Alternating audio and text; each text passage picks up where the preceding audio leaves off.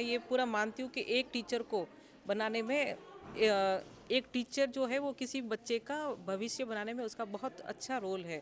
इसके लिए मैंने एक लाइन पढ़ी थी कि किसी शिक्षक का चरित्र इतना आदर्शमय होना चाहिए जिसे देखकर शिक्षार्थी के मन में श्रद्धा के अंकुर उपज जाए। और मैम ने हमारे को कंप्यूटर साइबर क्राइम के बारे में बताया गया है, सोशल मीडिया के बारे में भी बताया गया है, क्योंकि आजकल जो सोशल मीडिया होती है सर, तो इसमें क्या है, जो कंप्यूटर का जो रोल है, मोबाइल का रोल है, वो काफ़ी दुरुपयोग हो रहा जा रहा है। बच्चे उस चीज़ की ओर से खिंचाव होते जा रहे हैं, जैसे कि इंस्टाग्राम है, फेसबुक है, व्हाट्सअप है, तो उस चीज़ों की तरफ, जैसे कि आजकल पिक्चर शेयर करना, इंस्टाग्राम पे रील्स बनाना, ये सारी चीज़ें उनके लिए एक घातक सा हो सकता है। हमें पहली बार तो ट्रेनिंग में इतना अच्छा लग रहा है कि मैंने कभी ये ट्रेनिंग की नहीं है। मैं वैसे सेल्फ डिफेंस भी काफ़ी बार गई हूँ और मैंने जयपुर में भी ट्रेनिंग ली हुई है। जैसे एडिशनल मैम है, डीएसपी मैम है, इंस्पेक्टर मैम है, उनसे काफ़ी अच्छी अच्छी चीज़ें सीखी, पर उनसे भी ज़्यादा आज मैं इन मैम के सामने और सर के साथ मैंने बहुत अच्छे एक्सपीरियंस शेयर भी किए। विशेष रूप से हम सभी शिक्षक जो ग्रामीण परिवेश में हैं, तो ग्रामीण परिवेश के अंदर अधिकतर बच्चों का वो मानसिक स्तर तो नहीं होता, लेकिन शारीरिक रूप से वो कमज़ोर होते हैं। तो पोषण संबंधी जानकारी जो दी गई उसके बारे में भी इस प्रशिक्षण का जो मेन एम था वो था कि जो हमारे जो विद्यालय है जो ग्रामीण इलाकों में बसे हुए हैं, तो वहाँ पे जो बच्चों की जो थिंकिंग होती है वो क्या सारी रूढ़िवादी थिंकिंग होती है, पुराने ख्यालात के बच्चे होते हैं। तो उनके लिए कि हम एक एम्बेसडर के रूप में उस स्कूल में मतलब जाए और बच्चों को वो जो पुरानी जो चीज़ें हैं उनको उन सब जड़ों से निकाले बाहर, और इसके बारे में हम उनको बताएं। जो नहीं बोल पाते हैं लड़के, एक्चुअल में बोल नहीं पाते हैं, और लड़कियों का हम चुप्पी देख के समझ जाते हैं कि भाई लड़कियां क्यों परेशान है। तो हम लड़कों के लिए भी हमें थोड़ा बहुत कार्य कर पाए, उनको समझ पाए, उनकी भी चीज़ों को समझ पाए। राजस्थान सरकार है जो नवाचार कर रही है, वही शिक्षा के क्षेत्र में देखा जाए तो प्रदेश के अंदर विद्यालयों की किस तरीके से सुधार किया जाए और बच्चों के अंदर किस तरीके से जो है विद्यालयों के अंदर अच्छी शिक्षा के बाद अच्छे संस्कार मिले, इसको लेकर के ब्लॉक स्तरीय जो समदड़ी के अंदर 4 दिनों का प्रशिक्षण चला। हम जानेंगे इस प्रशिक्षण के बारे में कि इस प्रशिक्षण से क्या फ़ायदा होगा। ट्रेनिंग थी, ट्रेनिंग का नाम था, जो उसी के अनुरूप जो है इस विद्यालय को चुना गया प्रशिक्षण के लिए, और जो सरकार के नॉर्म्स के अनुसार, मेनू के अनुसार जो भी इनकी व्यवस्था थी, चाय पानी नाश्ता की, वो सारी व्यवस्था सुचारू रूप से मिली इनको। और मेरा नाम कविता दैया है और मैं राजकीय उच्च प्राथमिक विद्यालय भानावास में कार्यरत हूँ।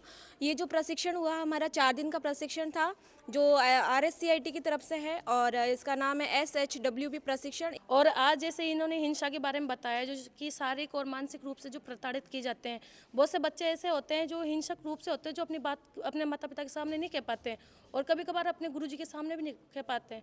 पर आज के टाइम पे अगर हम उन बच्चों के सामने जा कर के उनसे प्यार से अच्छे तरीके से पूछे तो हमें हर तरह के सवाल जवाब दे सकते हैं, क्योंकि बच्चा एक शर्मिला होता है, वो चुपचाप जाकर बैठा रहता है, हर किसी को अपनी बात कह नहीं पाता। पर अगर हम उससे जाकर के प्यार से पूछते तो हर एक चीज़ बता सकते हैं। जो बच्चों को स्कूल में जो काम दिया जाता है स्कूल में, तो वो एक कंप्यूटर के द्वारा या फिर फ़ोन के द्वारा जो किए जाते हैं, जैसे आप अपने घर पे जाकर इस मॉडल को तैयार करना, आप पढ़ाई के तौर पे इस चैप्टर को कवर करना, तो बच्चे उस चीज़ को ना देखकर अदरवाइज दूसरे सब्जेक्ट की तरफ और चले जाते हैं। तो बच्चे को कभी कभी जब भी अगर फ़ोन दिया जाए तो माता पिता उनके साथ में बैठ करके उस चीज़ का समाधान करें, और बच्चा क्या देख रहा है क्या नहीं देख रहा उस पर ज़्यादा विचार विमर्श करें। किस तरीके से नवाचार करेंगे। मेरा नाम सोनू बुरा है, मैं राजकीय उच्च प्राथमिक विद्यालय तिरगटी में कार्यरत हूँ। भी ऐसे बच्चे हैं जो अपने बात भावनाएं हैं जो शेयर नहीं कर पाते। एक टीचर एक ऐसा चीज़ होता है, एक ऐसा एम्बेसडर होता है, ये सही है बिल्कुल, कि उससे बच्चे बहुत कुछ अपनी बातें कहते हैं, जबकि वो अपने फैमिली से भी नहीं कहते जितना वो टीचर से फ्रैंक होते हैं। और टीचर होने के नाते मैं वहाँ जाकर प्रयास करूँगी कि मैं लड़कियों के साथ स्पेशली एक फैमिलियर एनवायरनमेंट दे सकूँ, और जो हमारे मेल स्टाफ यहाँ से आए हैं उनसे मैं रिक्वेस्ट करूँगी कि वो जो हमारे बच्चे हैं जो नहीं बोल पाते हैं, लड़के एक्चुअल में बोल नहीं पाते हैं, और लड़कियों का हम चुप्पी देख के समझ जाते हैं कि भाई लड़कियां क्यों परेशान है। तो हम लड़कों के लिए भी हमें थोड़ा बहुत कार्य कर पाए, उनको समझ पाए, उनकी भी चीज़ों को समझ पाए। विशेष रूप से मैं बताना चाहूँगा कि हमें इतना बढ़िया बताया गया कि बच्चों को ये जानकारी दे कि संतुलित भोजन क्या होता है, उसको किस तरह से अपने घर में क्या क्या चीज़ें खाएं, ताकि हमारे पास जो उपलब्ध संसाधन है उसके द्वारा हमने को पोषण मिल सके, उसके बारे में विशेष रूप से बताया गया, ताकि मैं वहाँ बच्चों से जाके बात करूँ। स्कूल में जो भी खाना मिलता है उसमें भी उनसे बात करके बताऊँ कि भाई अपने को खाना खाना चाहिए कि नहीं खाना चाहिए। कि अक्सर क्या करते हैं बच्चे, खाना खाते नहीं हैं और ज़्यादातर बाज़ार की चीज़ें जो पैकेट बन जाती है उन पे ज़्यादा डिपेंड रहते हैं। मेरी कोशिश रहेगी कि जो हमें यहाँ बताया गया उसके अकॉर्डिंग हम बच्चों को कहेंगे कि भाई अपन जितनी भी बाज़ार में ये पैकेट या चिप्स में आती है वो चीज़ें ना खा करके जो अपने शरीर के लिए आवश्यक है, जिनको जो मैक्रोन्यूट्रिएंट कहते हैं और माइक्रोन्यूट्रिएंट कहते हैं, वो अगर ज़्यादा लें तो उससे बच्चों का पोषण अच्छा होगा, जिससे उनका मानसिक स्तर भी अच्छा होगा। ये आयुष्मान भारत की योजनाएं है और इससे पहले मैंने 4 दिन का ये प्रशिक्षण उदयपुर से लिया RCERT से।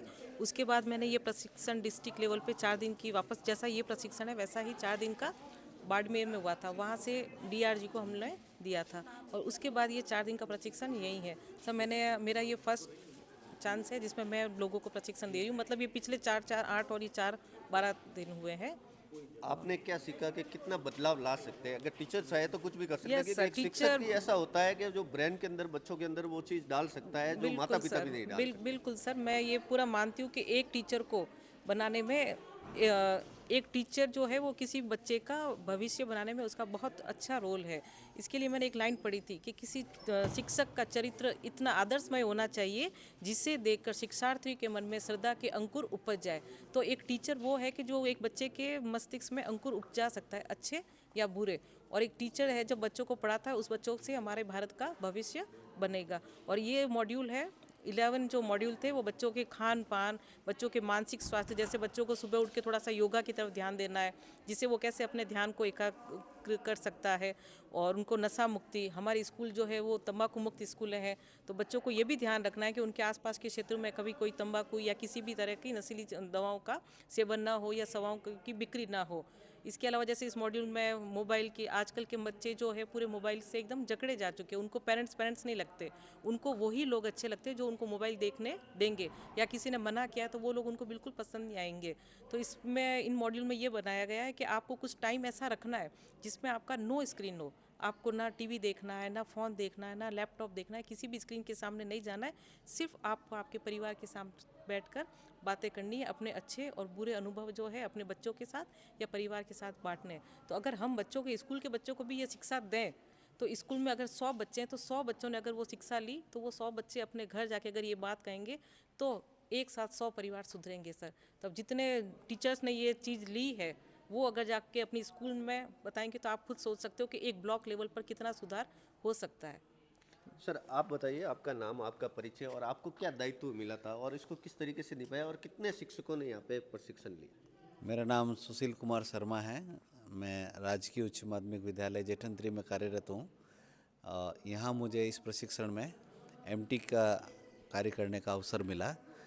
मेरा ऐसा मानना है कि सरकार की तरफ से बहुत कुछ दिया जाता है और उन चीज़ों को यदि हम अप्लाई कर दें अपनी ईमानदारी के साथ, तो मेरे को नहीं लगता कि दूसरे गैर सरकारी विद्यालय वो कहीं अड़ भी सकें, टच भी हो सकें।